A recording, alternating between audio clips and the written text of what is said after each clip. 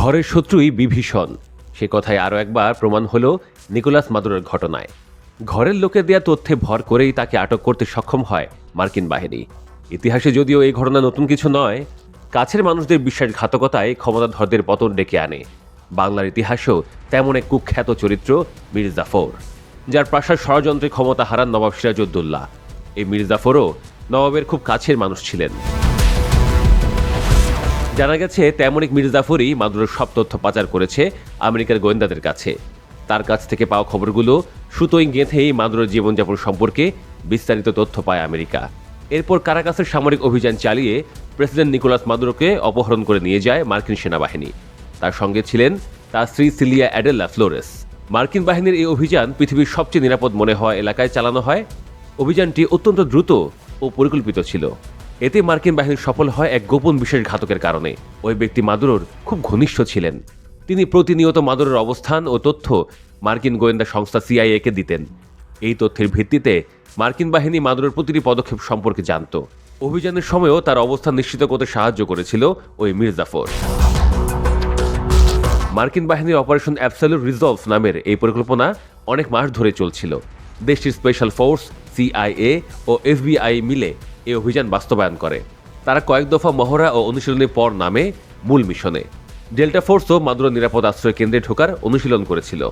সেই ভবনে একটি নকল সংস্করণ তৈরি করে তারা অভ্যন্তরীণ মহড়া চালায়। ধাপে ধাপে জানার চেষ্টা করেছিল কিভাবে ঢুকতে হবে ভবনে। নিরাপত্তা ব্যবস্থার প্রতিটি দুর্বলতা খুঁজে বের করার চেষ্টা করা হয়েছিল। আর মাদুরোর বাসভবনের নিখুঁত বিবরণও মার্কিন বাহিনীর হাতে তুলে দেয় এই ভেনেজুয়েলান মীর জাফর, যাকে মাদুরো বিশ্বাস করে নিজের আশপাশে রাখতেন। সিআইএর একটি ছোট দল গত বছর আগস্ট থেকে ভেনেজুয়েলায় সক্রিয় ছিল। তারা মাদুরোর দৈনন্দিন জীবনের গতি প্রকৃতির সম্পর্কে তথ্য জোগাতে শুরু করে। সময়সূচি, নিরাপত্তা ব্যবস্থা ও অন্যান্য গোপন তথ্য তারা লুকিয়ে না রেখে পাঠাতো। এই তথ্যগুলো মিশনকে সফল করতে গুরুত্বপূর্ণ ভূমিকা রাখে। সব প্রস্তুতি শেষ হওয়ার পর মার্কিন প্রেসিডেন্ট ডোনাল্ড ট্রাম্প হামলার অনুমোদন দেন। তার নির্দেশের সময় মতো এই অভিযান শুরু হয়। শুক্রবার গভীর রাতে মার্কিন যুদ্ধ বিমানগুলো ভেনেজুয়েলার আকাশ প্রতিরক্ষা ব্যবস্থা লক্ষ্য করে হামলা চালায়। কারাকাস ও আশপাশের বিভিন্ন সামরিক ঘাঁটিতে বিমান হামলা চলে। এতে ব্যবহৃত হয়েছিল F-35, F-22 ও B-1 বোমারু বিমান। 20টি ঘাঁটি থেকে 150টি বেশি বিমানের অংশগ্রহণ ছিল। বিমান হামলার আড়লে ভারী অস্ত্রসহ স্পেশাল ফোর্স কারাকাসে ঢুকেছিল। এদের লক্ষ্য ছিল মাদুরো নিরাপদ আশ্রয় কেন্দ্র পর্যন্ত পৌঁছানো। রাত 1টার দিকে তারা সেই ভবনে উপস্থিত হয়। তবে সেখানকার নিরাপত্তা বাহিনী তাদের লক্ষ্য করে গুলি চালায়। একটি হেলিকপ্টারও গুলিতে ক্ষতিগ্রস্ত হয়। এরপরও সেনা ও এফবিআই সদস্যরা অভিযানের কেন্দ্রস্থলে প্রবেশ করে। ওই ভবনকে অত্যন্ত সুরক্ষিত দুর্গ বলা হয়েছিল। তারা সব ঘর তল্লাশি করে মাদুরো ও তার স্ত্রীকে খুঁজে বের করে। শেষ পর্যন্ত মাদুরো আত্মসমর্পণ করতে বাধ্য হন। তার স্ত্রীও আত্মসমর্পণ করেন।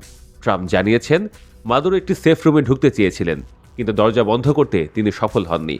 অভিযানের সময় কয়েকজন মার্কিন সেনা আহত হয়েছেন, তবে কোনো সেনা প্রাণ হারাননি। মিশনটি নিরাপদ ও সফলভাবে শেষ হয়।